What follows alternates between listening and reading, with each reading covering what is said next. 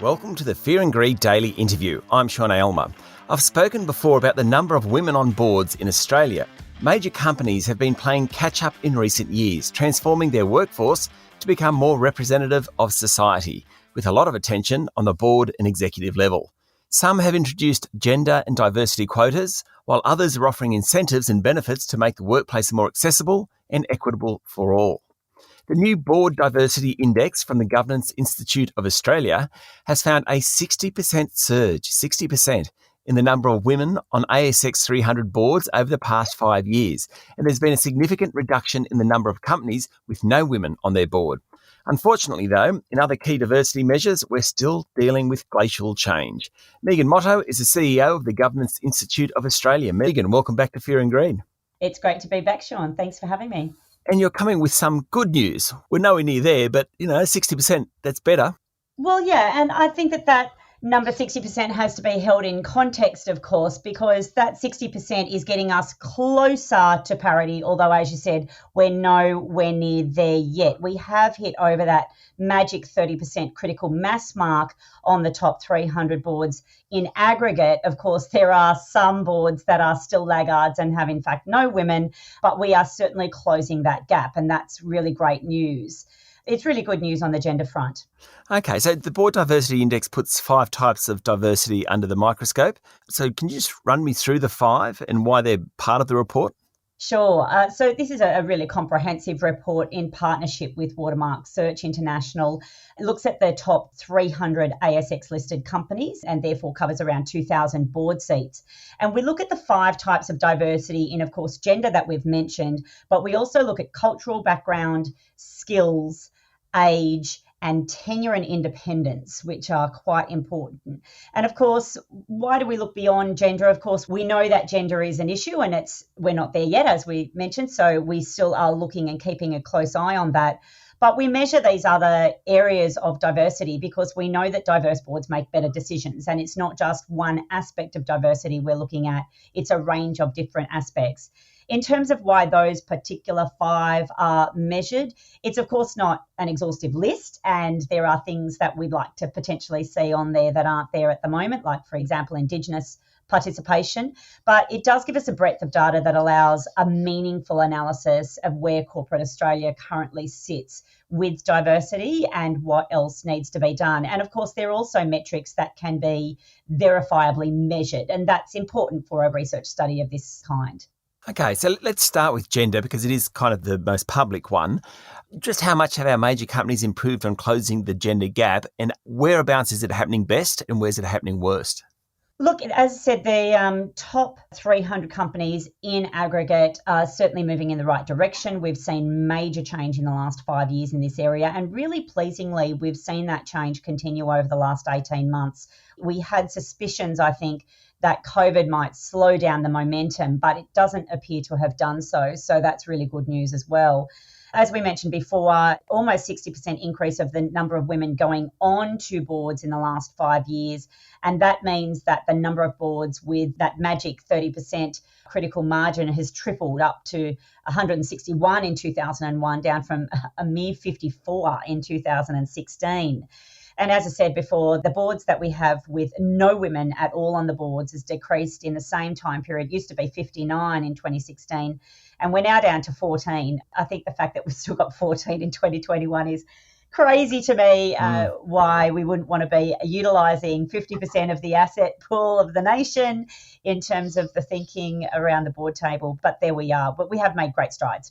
Is there a greater diversity within gender, so of the women that are sitting on the boards? Because there used to be an argument that, rightly or wrongly, there was a limited pool of women willing to sit on boards, not able, but willing to sit on boards. Has that increased? Yes, it has increased. And the phenomenon that you're talking about is colloquially termed the golden skirts phenomenon. Oh, right. And it means that a small pool of women take up a large proportion of the available board seats.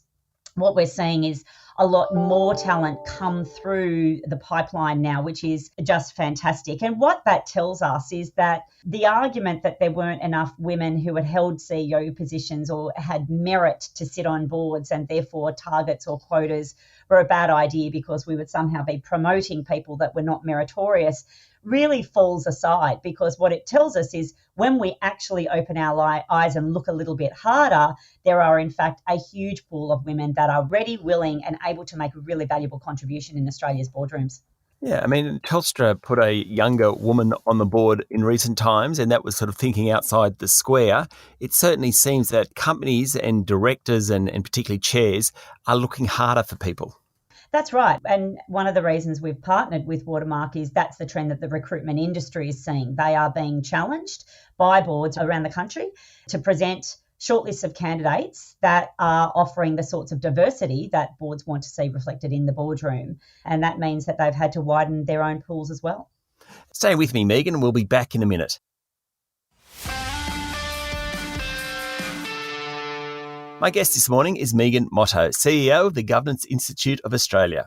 Now, we spoke to the Law Society of New South Wales recently, Sonia Stewart, the CEO, and for the first time, women now make up more than 50% of the legal profession, albeit the bias is certainly towards the bottom end of the pay scale rather than the top end of the pay scale. But that must be promising when you see that sort of thing. It definitely is promising, although the pipeline argument has been around for a long time.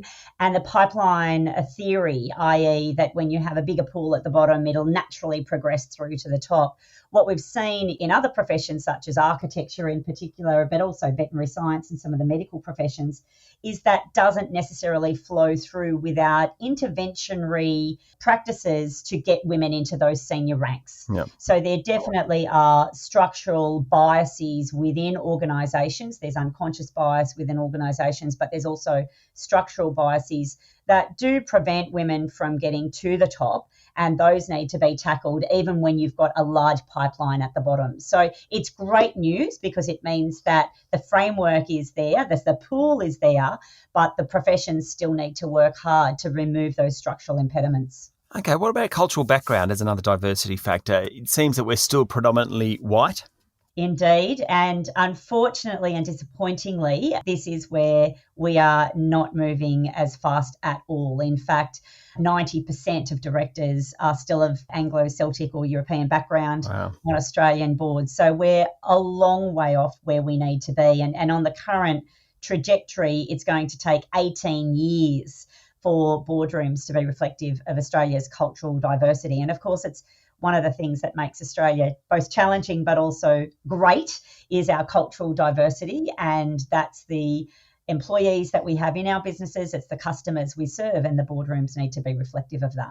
Another one of those factors is age, and Bridget Loudon, of course, is the Telstra director, and she's a 32-year-old, and she's on the board of Telstra, which is wonderful to see someone so young. She's CEO of Expert 360, which has been an incredibly successful tech company.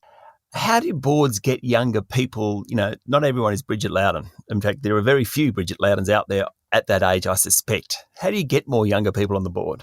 Indeed. And look, one of the things that, this is where the survey crosses over the different territory. One of the interesting phenomena that we've seen is with more women coming onto the board, and they're more educated, particularly in areas of governance. So it's really important that when we're looking at bringing younger people onto the board, that we're equipping them with the skills to not be competent in their technical fields, because many people are incredibly competent in their technical fields by their 20s, 30s, 40s, particularly in digital and entrepreneurship and things like that.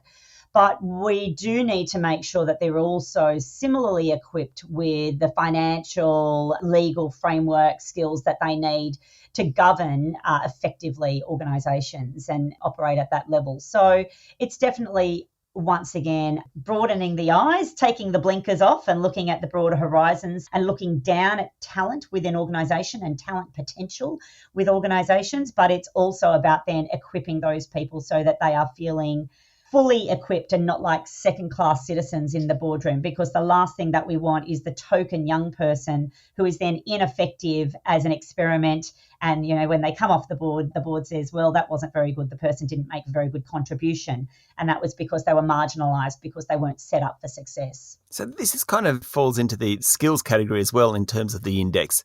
What skills do you need? Is it governance skills, which I'm sure you can go to the Governance Institute and learn? Is it technical skills? What are the skills that a board member needs? Indeed, and it's a combination of a range of things is the answer, of course. So there's definitely a level of technical skill and governance skill. We do see boards still very heavily weighted with accounting, finance skills, banking and so on. But we also see boards, pretty heavily dominated by legal practitioners as well, bringing legal skills into the boardroom. But it's about a lot more than that these days. We need, for example, directors that have deep customer service skills.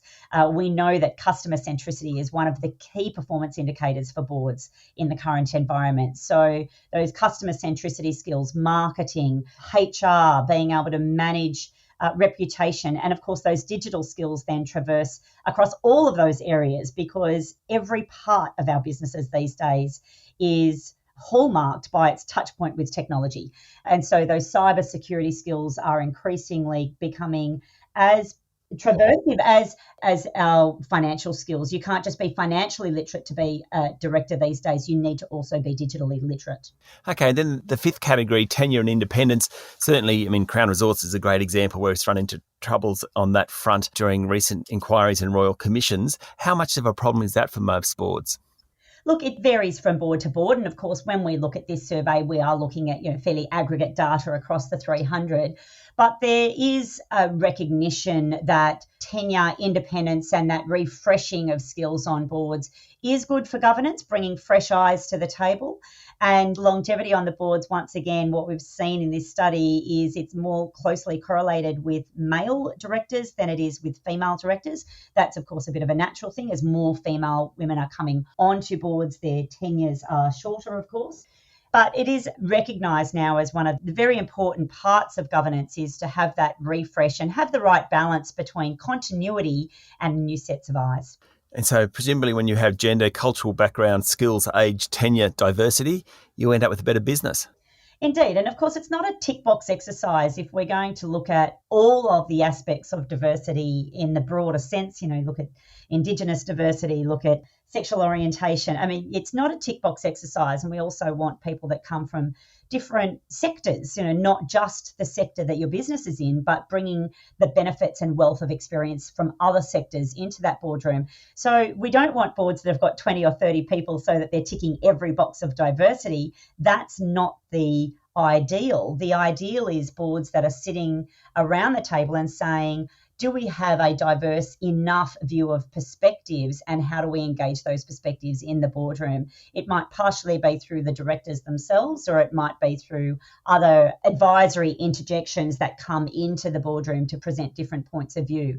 But it's really important that boards are thinking outside of their own perspective. One of my favourite ever quotes is, of course, the famous from To Kill a Mockingbird, which is, you never really understand a man until you walk a mile in his shoes. And I think boards are recognising that they need that diversity of perspectives so that they can bring better decision making to the table. Wouldn't it be nice to have a few more Atticus Finches at the board table? It would indeed. Megan, thank you for talking to Fear and Greed. Thanks for having me, Sean. That was Megan Motto, CEO of the Governance Institute of Australia. This is a Fear and Greed Daily interview. Join me every morning for the full Fear and Greed podcast with all the business news you need to know. I'm Sean Aylmer. Enjoy your day.